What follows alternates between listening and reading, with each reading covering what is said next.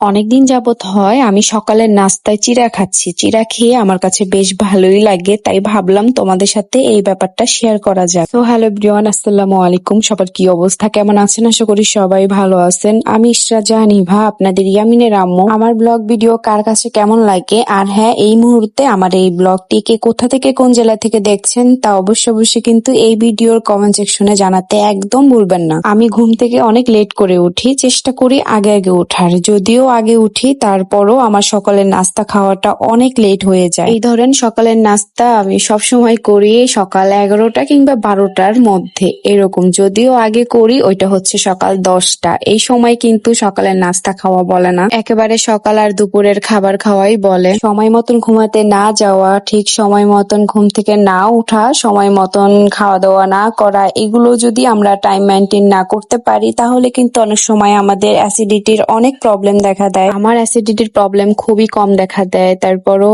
আমার ঘুম, তারপর খাওয়া দাওয়া এগুলো অনিয়মিত থাকার কারণে আমার একটু বুক ব্যথা, বুক জ্বালাপোড়া এবং পেটের জ্বালাপোড়া করতো। আমার একদিন কোনো কিছুই খেতে ইচ্ছা করতেছিল না, মানে ভাত জাতীয় কোনো খাবার খেতেই ইচ্ছা করতেছিল না। পরে আমি একদিন চিড়া খাই, চিড়া খেয়ে আমার কাছে বেশ ভালো লেগে যায়। প্রথমবার যখন আমি চিড়া খাই, চিড়ার সাথে আম মিক্স করি, খেজুরের গুড়, খেজুর, কিছু বাদাম এগুলো মিক্স করে খেয়েছিলাম। খাওয়ার পরে আমার কাছে অনেক ভালো লাগে, যেমন বুকে যে জ্বালাপোড়া করতো সেই জ্বালাপোড়াটা করে না, সারাদিন পেট একদম ঠান্ডা থাকে। চিড়া খাওয়ার পরে সারাদিন একদম পেট ভরা ভরা লাগে, আর কোনো কিছু খেতেও ইচ্ছা করে না, আর কোনো ক্লান্তি ভাবও হয় না। আর হ্যাঁ, চিড়া খেয়েই কিন্তু ডায়েট করতে পারবেন, খুব সহজেই চিড়া খেয়ে ওয়েট লস করা যায়, ওয়েট লস করতে পারবেন। চিড়া খাবারটি কিন্তু খুবই হেলদি একটি খাবার। শুধুমাত্র চিড়া খেয়ে যদি আপনারা ওয়েট লস করতে চান তাহলে কিন্তু আপনার কিছু সতর্কতা অবলম্বন অবশ্যই করতে হবে। অতিরিক্ত কোনো কিছুই ভালো না, অবশ্যই আপনাকে পরিমাণ মতন করে খেতে হবে। আমি এখানে চিড়া নিয়েছি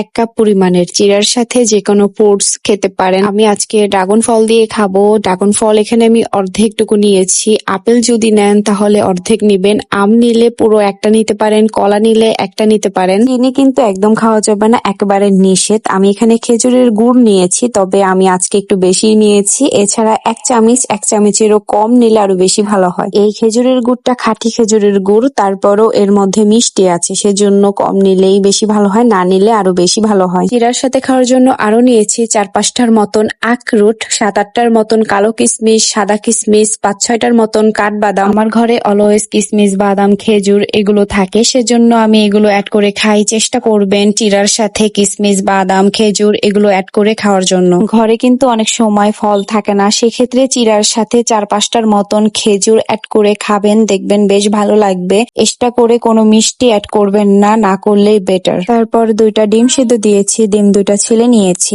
একটা মুরগির ডিম আর একটা হাঁসের ডিম। মুরগির ডিমটা আমি আমার বাবার জন্য সিদ্ধ দিয়েছি, আর হাঁসের ডিমটা আমার জন্য। সব সময় আমার প্রেসার একদম লো হয়ে থাকে, সেজন্য আমার স্লাইন, তারপরে হচ্ছে হাঁসের ডিম এগুলো রেগুলার খেতে হয়। রেগুলার স্লাইন খাওয়া শরীরের জন্য ক্ষতিকর, সেজন্য চেষ্টা করি হাঁসের ডিম রেগুলার খাওয়ার জন্য। রেগুলার না খেতে পারলেও 2-3 দিন পর পর খাওয়ার চেষ্টা করি। ইদানিং শরীরটা আমার এতটাই খারাপ যাচ্ছে, খারাপ বলতে আমার প্রেসার একদম লো হয়ে যায়, সেজন্য এখন রেগুলার আমার হাঁসের ডিম খাওয়া হচ্ছে। আরেকটা কথা, আমি তো অনেকদিন ধরে এরকম ভাবে চিড়া খাই, সেটা আমার বাবাই দেখে আমার বাবাইও খেতে চায়, সেজন্য আজকে আমি আমার বাবার জন্য আলাদা ভাবে নিয়েছি। আমি আর আমার বাবাই খাচ্ছি আর টিভিতে টম এন্ড জেরি কার্টুন দেখছি। আর আমার এই স্বাস্থ্যকর খাবারটা কার কার কাছে ভালো লেগেছে অবশ্যই কমেন্ট সেকশনে জানিয়ে যাবেন, আর একবার হলেও সবাই ট্রাই করবেন। ট্রাই করার পর যদি ভালো লাগে তাহলে রেগুলার খাওয়ার চেষ্টা করবা, আর আমাকে অবশ্যই কিন্তু জানাতে একদম ভুলবা না। তো আজকের মতন ভিডিওটা আমি এখানেই রাখছি। এখনো যারা যারা আমাকে ফলো করো নাই তারা ফলো করে সাথে থাকো। সবাই ভালো থাকো, সুস্থ থাকো, আর আমাদের জন্য দোয়া করো। আল্লাহ হাফেজ।